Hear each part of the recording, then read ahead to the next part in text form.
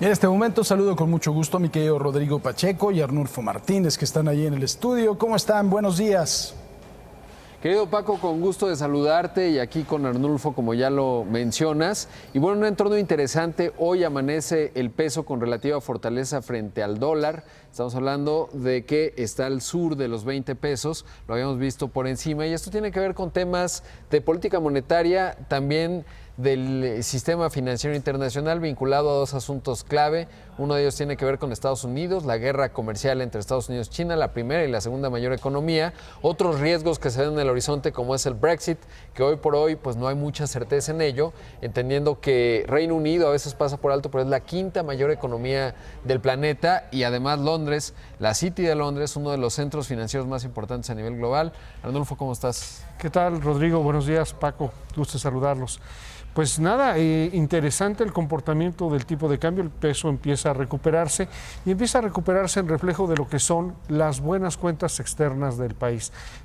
Hace apenas unos pocos días conocimos toda la cuenta corriente al primer semestre, donde hay un detalle que vale la pena destacar, en el que poco se ha reparado. Ya tenemos 180,000 millones de dólares en reservas internacionales. Ya nos habíamos acostumbrado al 175 como un lugar común. Bueno, pues en el primer semestre de este año, más o menos, 5,000 millones de dólares más de reservas, básicamente por buenas cuentas externas. Sí, no, te quería preguntar, vimos ya la disminución de la tasa de referencia del Banco de México, 25 puntos base. ¿Cuál es tu perspectiva con respecto a lo que viene en septiembre, considerando la Fed, pero sobre todo el efecto, porque no hubo una salida de capitales? Es decir, se reduce la brecha entre la tasa de interés de Estados Unidos, la de México, pero eso no parecería que generó de movimientos ahora que hablas de las reservas. Es la combinación de factores. Si lo ves localmente, el mercado de CETES, el mercado de bonos gubernamentales y la tenencia que tienen residentes en el extranjero, allí sí está habiendo una caída bastante continua de salida de capitales o de no renovación de posiciones.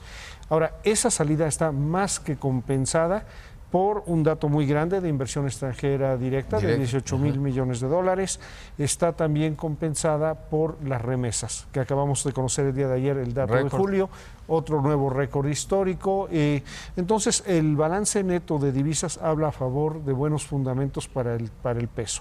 Y comentando sobre lo que me dices de la Reserva Federal de Estados Unidos, hoy el mercado de futuros de Chicago le da 95% de probabilidad a un nuevo descenso de 1/4 de punto en la tasa de la Fed, lo que a su vez le da al Banco de México grados de libertad para un nuevo descenso también en su reunión del 26 de septiembre. ¿Cómo ves el resto del año en cuanto a la política monetaria? ¿Dónde identificarías la tasa de interés, entendiendo que hoy es 8%? De los mercados emergentes grandes, pues es una de las tasas más altas. Eso tiene, digamos, su componente en función del ciclo económico, porque tener tasas altas, pues eso puede inhibir la economía, pero dependiendo del ciclo en el que estés, se convierte en conveniente o no. ¿Cómo observas la política monetaria? El Banco de México está entrando en un terreno donde puede hilar fino, pero al parecer va a tener mayores grados de libertad. En su informe trimestral, también publicado recientemente, te deja entrever dos cosas. Una reducción importante del rango de crecimiento económico de este año, donde lo ponen de 0.2 a 0.8, que es muy bajo, y la convergencia, que es el principal tema del Banco de México, la convergencia prácticamente ya de la inflación a 3.20 este año y a 3, que es su objetivo específico, el próximo. Esto en un contexto de baja demanda agregada. Exactamente, que eso es importante. No es por baja demanda la inflación, no por el lado de la oferta, digamos. Es correcto, no es un choque de oferta, es una baja demanda agregada, y esto le permite al Banco de México grados de libertad para nuevas bajas. Yo creo que en el escenario hay una probabilidad alta de que si la Fed baja en septiembre, Banco de México acompañe con un descenso, y también hay apuestas en el sentido de que en octubre habrá nueva baja de la Fed, dependiendo de qué tanto sea la caída de los mercados de Estados Unidos por esta guerra comercial, y es probable, como bien dices, en el contexto de baja demanda agregada, de preocupación por el crecimiento, que Banco de México incluso nos regale, nos obsequie otro 1/4 de punto en descenso.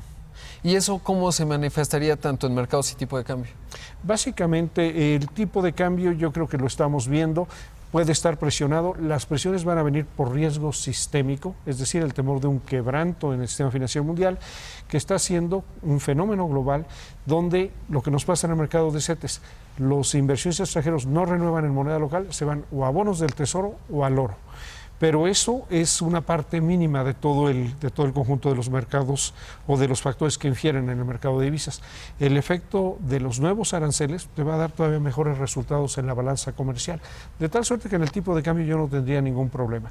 Y la disminución de la tasa de interés es un impulsor del crédito, que en estos momentos en México es algo muy necesario. Y fragilidad, ¿no? Porque vemos episodios como el de Argentina que ya nos ha pegado y ahí sigue habiendo turbulencias y previsiblemente seguirán ahí. Definitivamente no. Y ahí México es especialmente vulnerable a esta fragilidad, porque somos divisa hedge. Es la única divisa de un país emergente que opera como divisa de país desarrollado. Arnulfo, siempre un gusto estar contigo. Gracias. Mi querido Paco, pues desde aquí te mando un abrazo allá a Querétaro.